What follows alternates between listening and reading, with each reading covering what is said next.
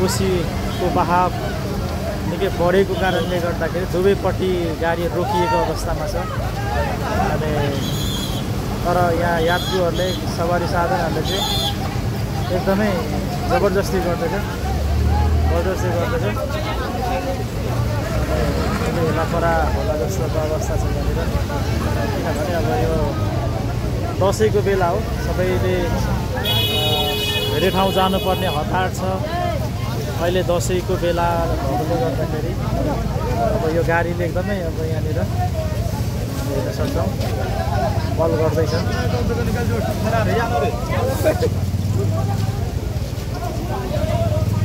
अनि ल हेर्नुहोस् यहाँनिर लफडा नै भइसक्यो। यो गडफादर एयरबस काँक्रेभिट्टाले चाहिँ यो बल गर्दैछ। अनि यहाँनिर अहिले अवस्था यहाँ सुरक्षा निकायले पुलिस सशस्त्रहरूले चाहिँ अब यहाँनिर चाहिँ यो अवस्था अलिक गाह्रो छ। यहाँनिर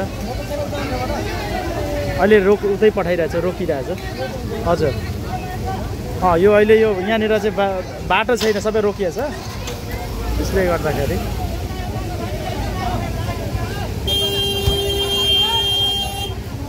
ल हेर्नुहोस् गाडीभित्रै पनि समस्या आइसकेको छ।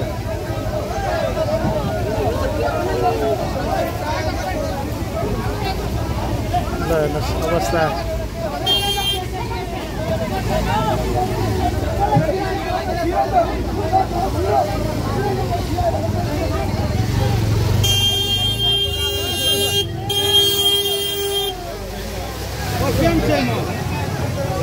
गाडी हो, अहिले भर्खरै गएको छु। तर यहाँनिर अहिले हेर्नुहोस् अवस्था यहाँनिर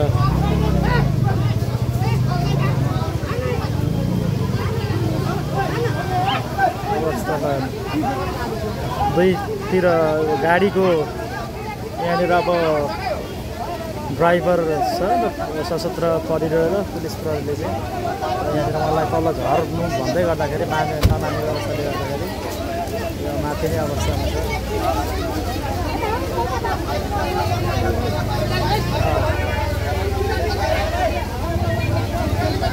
यहाँनिर कोसी ब्यारेकको अवस्था